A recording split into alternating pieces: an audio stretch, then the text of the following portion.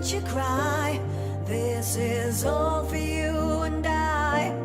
Blinding lights take me high.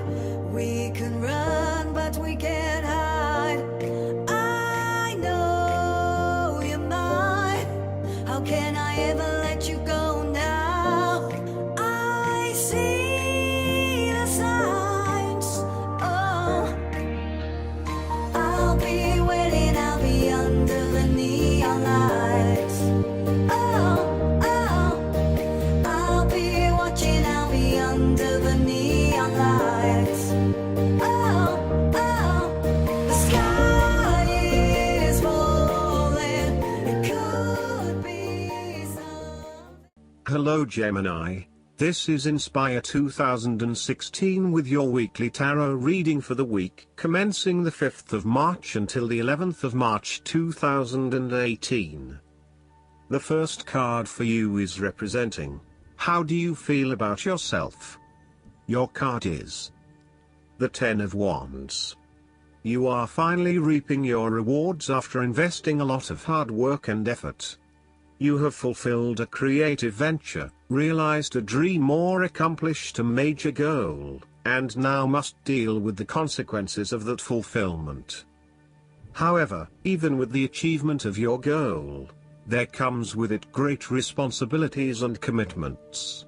While you have reached a point of completion, you are becoming starkly aware that you must now carry on with the responsibilities you have laid out for yourself, in order to ensure ongoing success. The trouble is, however, that these responsibilities may become too much to bear and you are struggling to let go. It is a bit like the business owner who creates a flourishing business but who is unprepared to delegate some of her responsibilities to the staff, and ends up working 70-80 hours a week. The inspiration and creativity that was associated with the initial goal or vision rapidly disappears, and everything becomes hard work all too quickly.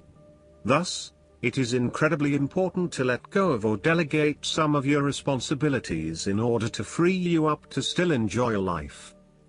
This is a reminder of how much we take on in our lives and all the extra burdens and responsibilities we weigh ourselves down with. We take on so much, trying to do all the things that need to be done.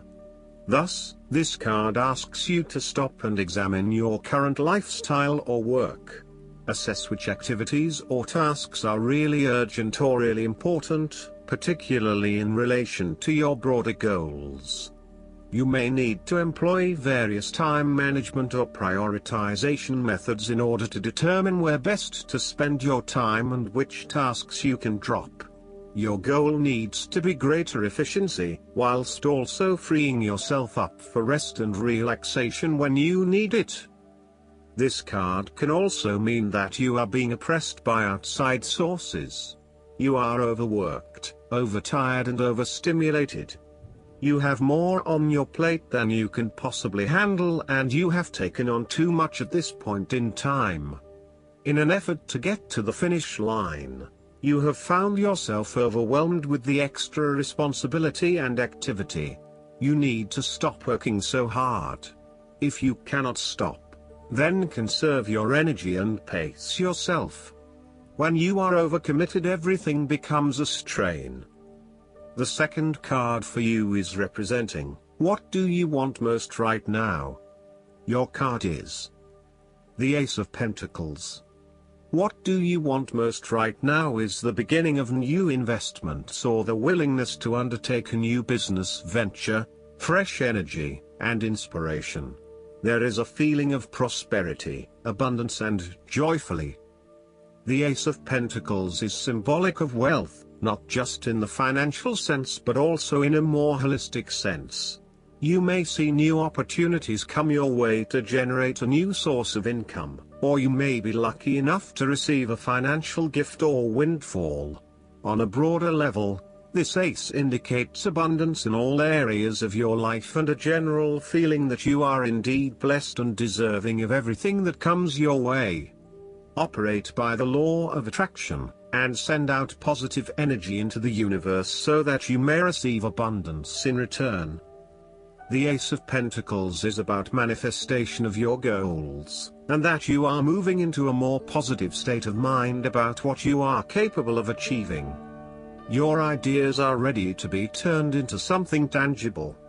Figure out what will work and make it a reality.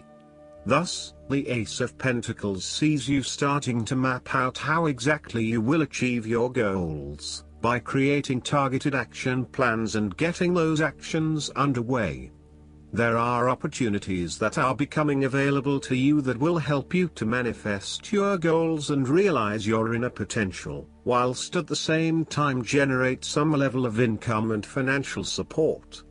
You are beginning to see that the world is indeed your oyster and that through careful planning, you can manifest your true goals and desires.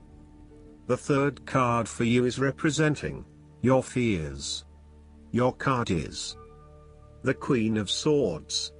You are afraid and very emotionally involved in a particular situation or issue, but this may be distorting your perception of the situation at hand. You need to use your head a little bit more to understand what is happening and read the signals more accurately. Look at your situation objectively and think with your head and not your heart, as this may give you a better picture of the situation and help you evaluate what you need to do next. Similarly, the Queen of Swords suggests that relationships are clouding your usually clear vision. You need to refocus your goals or direction, yet you are hesitating due to a desire not to disturb the positive balance and harmony of your relationships with others. At the end of the day, you need to be more hard-edged, confident and assertive in order to be successful. Clear sight and analysis, objective weighing of options and ideas for the future, and even carefully considering but not necessarily choosing the alternatives are essential right now. On the other hand, the Queen of Swords can come across as cold-hearted, bitter, resentful and bitchy, particularly if she is completely devoid of any emotion or compassion for others. In her quest to get to the bottom of an issue, she puts a lot of other people offside and loses her support base. She isolates herself from others and is seen as narrow-minded, intolerant, and mean. The fourth card for you is representing what is going for you. Your card is the Ten of Swords. You may feel powerless as something comes to a crashing and suddenly ended, and you feel as if you are being attacked or backstabbed by someone else. You may even use this challenging time to portray yourself as a martyr, to show that you have put your interests last but have suffered as a result. The Ten of Swords also indicates a difficult experience of endings, loss, pain or release. However, the saving grace is that you have a new awareness and a positive sense of relief that the difficulty and pain will soon be over and will evolve into something new. As with all endings, there will be a new beginning, a rebirth, and a rejuvenation of the spirit. So, while this card may seem negative at first glance, it is a card of help and an indication that your troubles will not be permanent. Furthermore, this is the final moment, and no more pain will come to you from that source. It is darkest before the dawn, and as gloomy as it looks, the sun will rise again. It can only get better from here. The Ten of Swords is about letting go and accepting your current circumstances. You no longer resist change but allow it to happen, even if it causes some initial pain and hurt to you. You accept that there must be change in order to facilitate renewal, and you allow it to occur rather than fighting it. After a painful situation, it is a signal to pick yourself up off the ground and to reflect upon what happened to you and why, and what you can learn from the experience. The Ten of Swords is a sign that the pain and hurt you have endured has not gone without purpose. The positive power within you can be used to learn from your pain and draw wisdom from defeat. The fifth card for you is representing what is going against you. Your card is the Four of Pentacles. You are afraid of losing money. You are haunted by a fear of poverty that compels you to be materialistic. You are extremely defensive and self-protective materially and emotionally, fearful of opening up and trusting other people. You are very reluctant to spend money and you are keeping a very tight rein on your cash. On the flip side, you may be spending too much money and need to get a better hold of your financial resources. You have spent your time recently focused on career building and material acquisitions, rather than your relationships. This approach to life has been quite successful financially but is very limiting when it comes to connecting authentically with others.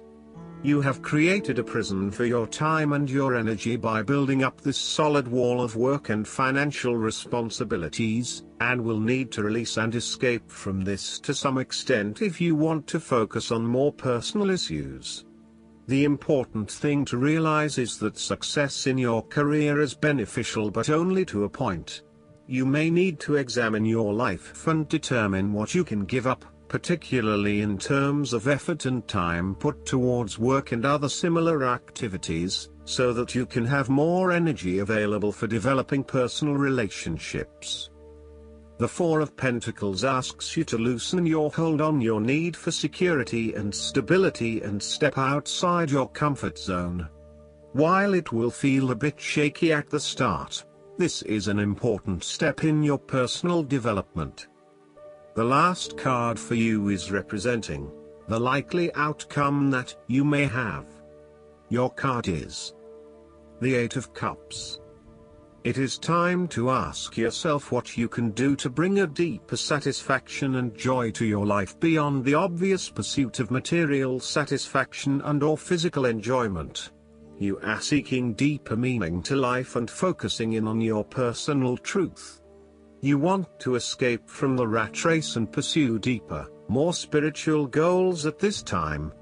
You are willing to let go of your material possessions in favor of something more meaningful.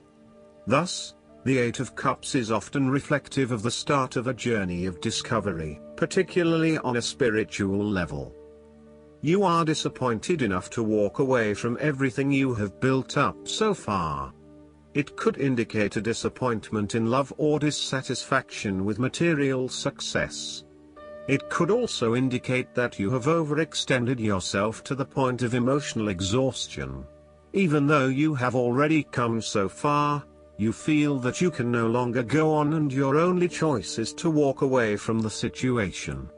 You feel disappointed with yourself, but you know that this is the right thing to do before you completely burn out. You may also be feeling that you are giving too much and not getting nearly enough in exchange. Last but not least, the guidance card for you is the Hobbies. How are you spending your free time, dear one? When you're going through life changes, hobbies can provide a stress outlet and meaningful foundation. Your card is guiding you to invest in these pursuits as a way to relax, learn, and enjoy yourself.